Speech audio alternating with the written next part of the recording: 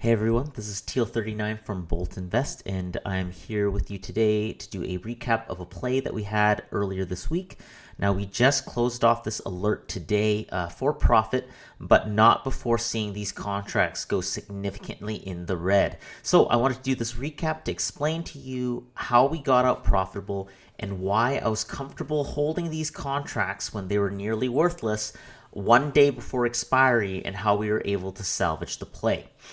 Learning these indicators and learning these strategies will really help you understand where the market is going, where price movement is going, and so to speak, it'll help you diamond hand when you should diamond hand, and it'll tell you how to quit and cut these contracts when it's time to quit. So let's dive right into it. So here's a daily chart of Baidu. Now, recently very bullish, but had some bad press with some Chinese tickers as well. So a lot of Chinese companies sold off in this a little bit. And then this most recent gap down was actually due to the Archego Capital having to sell their shares and liquidate the portfolio in order to de-risk because they were over leveraged. Now, to me, fundamentally, there was no news about Baidu. There was nothing bad about them coming out, and so I felt that the bounce was supposed to be a play. You know, I didn't think that it was going to be bad press that would keep the company's price down for long. And as you can see here, you're right, because, you know, the next day it bounced up big, right? This is the daily, so each day is encapsulated in a candle here, and this was a strong bounce on this day. Opened up here, sold off a little bit more, right, as a continuation of that first day sell-off, but then rallied all the way and ended the day with almost no top wick. So to me, that's pretty bullish, but that is not where we entered the play.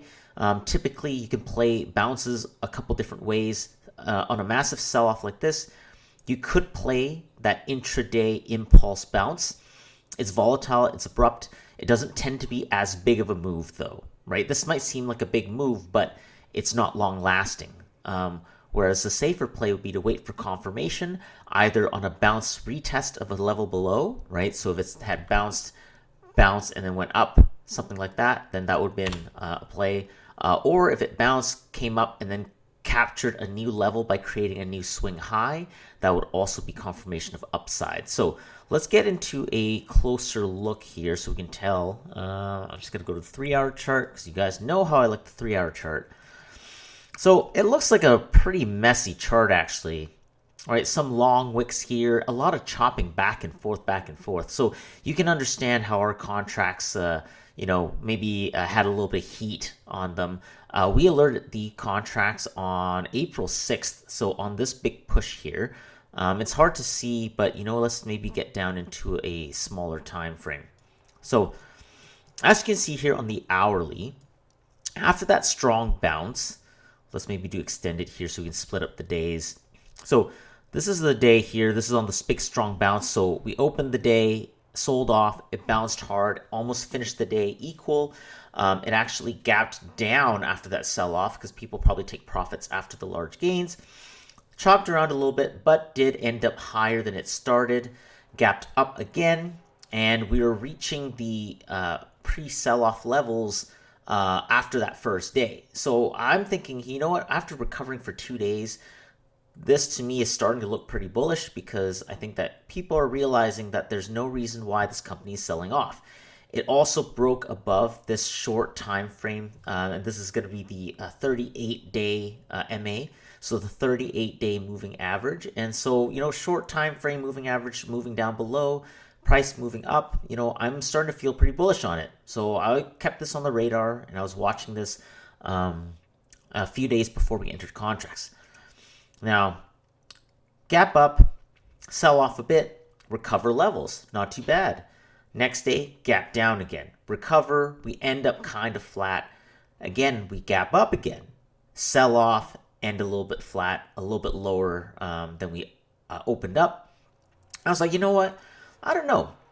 These seem like they're pretty good, but it just gaps up and down, and it gets pretty messy. Let's take a look at what it does the next day.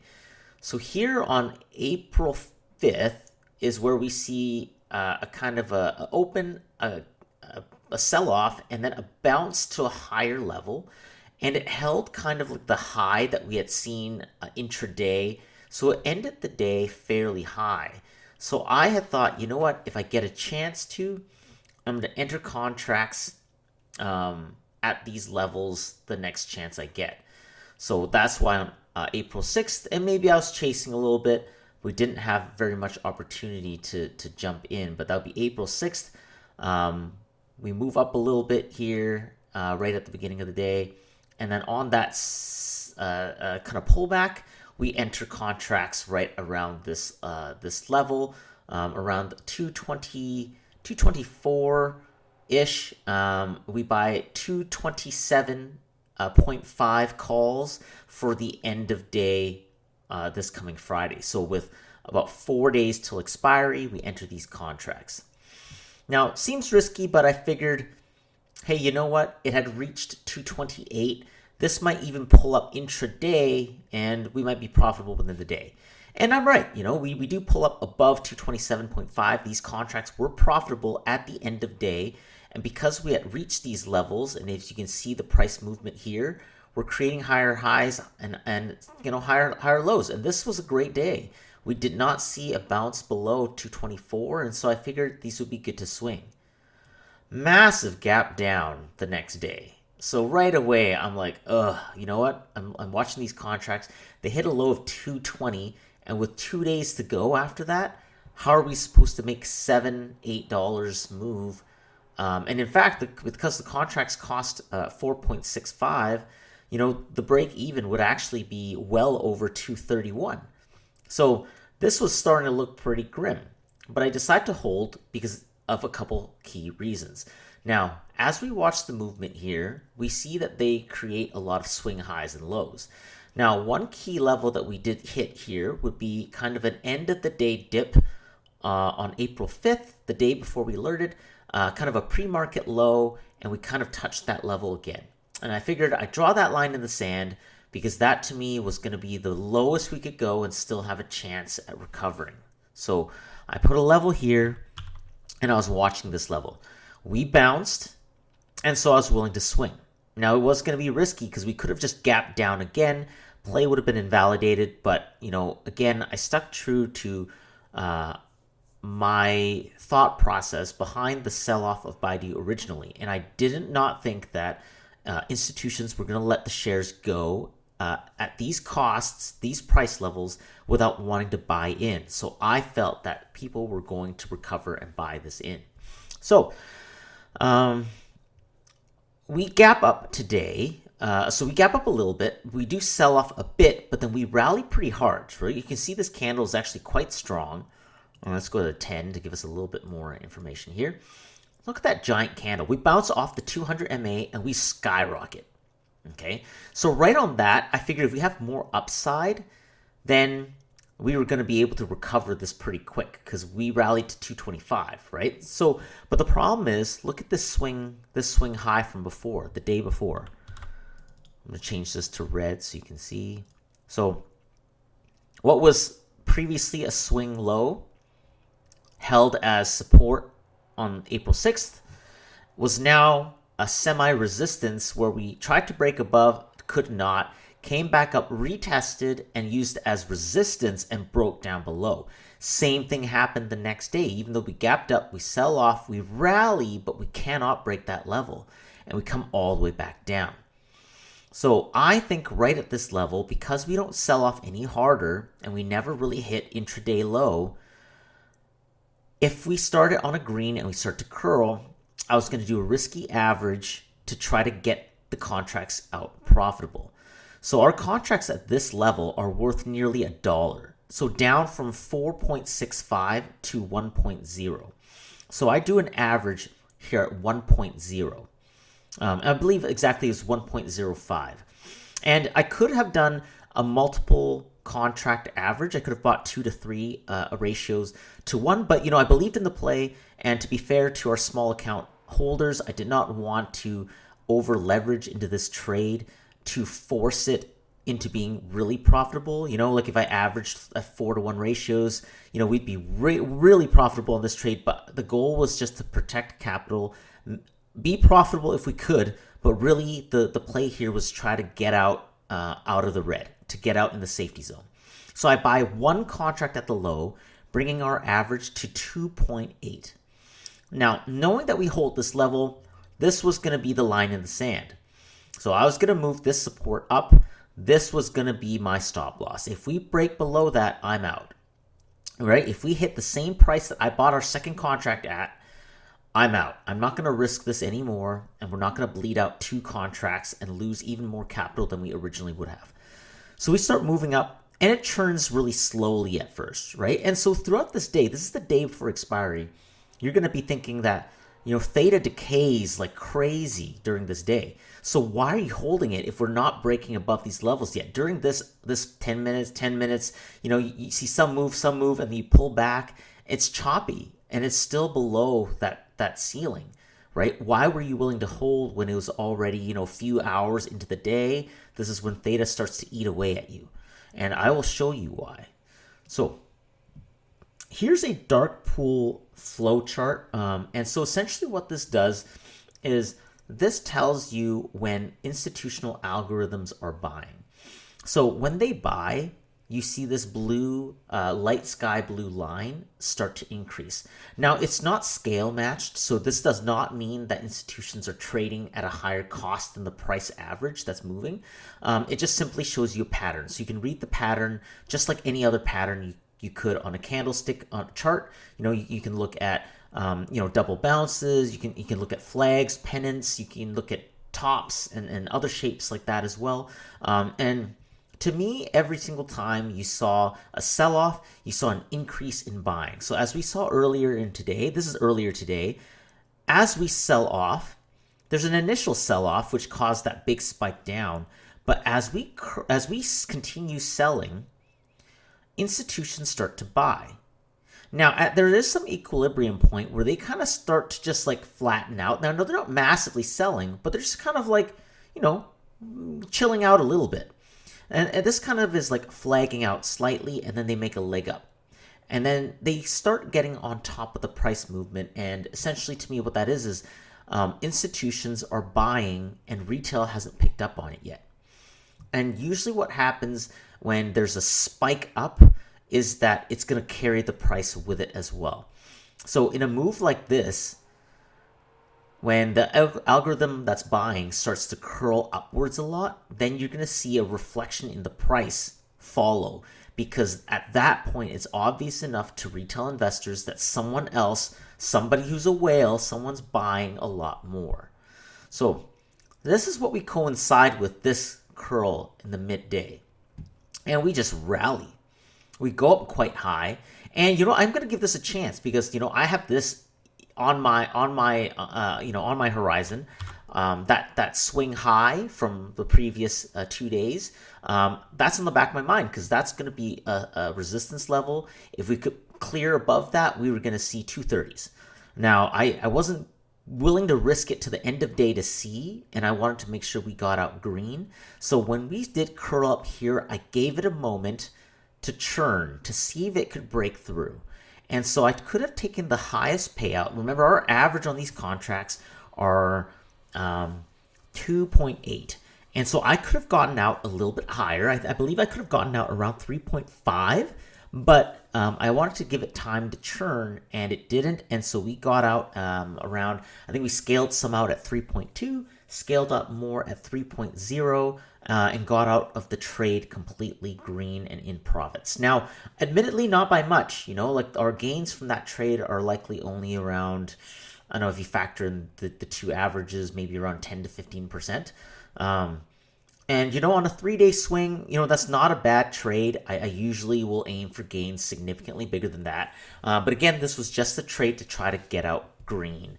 And so after it churned for a while and pulled back, I knew that these were going to get eaten up at end of day. If we fell out of the money, these contracts would not have much value to them at all. So I wanted to sell as soon as we pulled back. If we couldn't rally and break through, we were going to struggle, and so I want to exit right around this level here at the beginning of that red candle. And so we got out around in the money, around that 227.65 range. got out in profits, and that's how I knew to hold. Some people are holding midday though, and they're like, well, I'm watching a 1 or 3 or 5 minute chart. Well, what am I doing? Okay, well, we can look at that too. So right around here, as we rally, when we sell off, a lot of people messaged me and they told me that they got faked out here, right? And I understand, because theta's burning. You're gonna get pressured into selling here because you think that that's overextended. That's as high as it's gonna get, and you should just take what you can before it really breaks down. So here's what I'm gonna do. So let's kind of scroll in here a little bit so you can see what is happening with the price movement. So as the price is developing, now these candles are complete and it's hard to see, but as the candle's created, you can create a swing high or low level to kind of see where resistance and support can be intraday within the same day. So if this 5-minute candle opens and closes up at the top, this is where sellers step in, right? So that's the first level where sellers step in and say, nope, I have had enough of this. I'm going to sell Baidu shares at 226.87. That's a good deal for me to cash out. So that should be a mental note, because when sellers step in, that's going to act as resistance. Now we pull back. Now again, remember, we got over this resistance earlier in the day, right? This was what we were working so hard to get over, and we cranked through that. So I was willing to see if it would bounce before another play. And so I was going to watch, right? And so we see this next candle develop. It's a little bit red, right? This one's green, but it doesn't break up. This one sells off even more. Now, this is all downtrend. As weird as it might seem to look at a red, green, red as, hey, is this a swing high low? Like, no, because this is all downhill. There is no new high being created. And if you look at the 1-minute chart, you're going to be able to see that this is all downhill. Look at this. This is just downhill. I guess you rally a little bit, but I wouldn't consider that a new high because it's not over that green wick. But in any case, I digress. So back to the 5-minute chart. Where were we? Here we are. All right, so here we are. So we're right back here. We create a new swing high. We sell off, we sell off, we sell off, and then we bounce. So to me, I'm going to jot that down. That is our new swing low, right? So that's now support. This is where buyers stepped in and said, hey, you know what? At 225.74, I'm loving this. I think Baidu is a good deal. They buy. Bit of a doji, indecisive, right? People don't know what to do here. But boom, next candle, we open much higher, almost at that resistance, and we sell off a bit. But we spend 5 minutes in this small price range.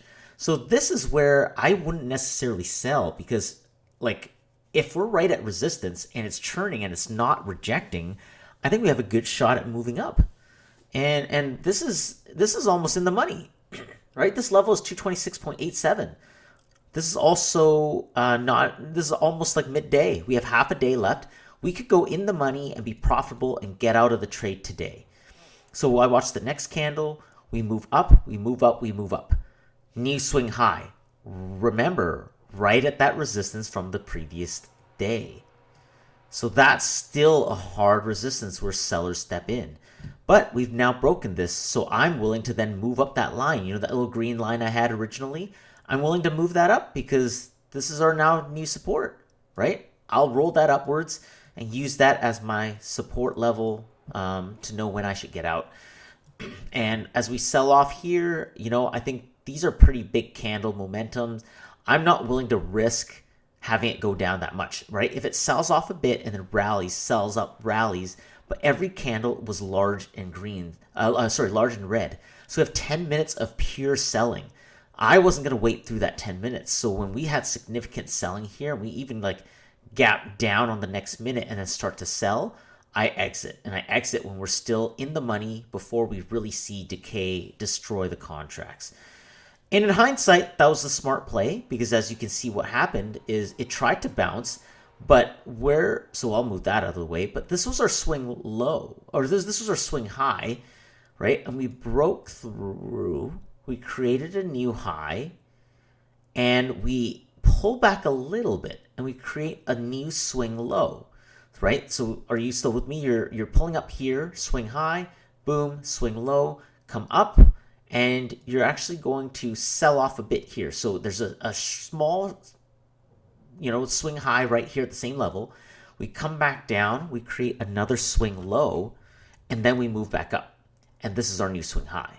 So this swing high, this red, right? Let's change this color so it's a little bit easier to think about. This yellow corresponds to a swing low of this level here. This was the low that created that high. Make sense? Now, as we sell off, we almost break below. I mean, we technically do break below. We don't finish the candle below, but we have another level here where the price moved below that stop. And then we bounce up again, but we can't break the swing high that's created there. So this is a downtrend, right? If anything, you short this right here on the retouch, and it slowly comes down, and it does respect this price level that we had originally as a swing low support, and it moves back up, but really is unable to really reclaim it until end of day here, but we do break down again. We have a strong candle to close, likely because people are swinging contracts, and maybe there's a gamma squeeze, what have you. But in any case, that is my thought process. So as I move throughout the day, all I'm looking at are these lines. And if the line stays intact, I'm okay to swing. I'm okay to hold. I don't look at the contract premium cost. I know a lot of analysts will say, hey, cut it when you get to 50%. But cutting the premium at 50% has nothing to do with the underlying price. You have to look at what is happening to the underlying ticker to know when to sell. These contracts, again, were down by 80%. They would have hit stop loss a long time ago, and that would have happened real fast. These contracts opened up maybe only down 20-30%, but sold off and became 80% loss very, very quickly. So how do you know to hold on to your contracts and when there's still a chance? I mean, even down here, right? 222.5, 227.5 is our contract. We're $5 out of the money.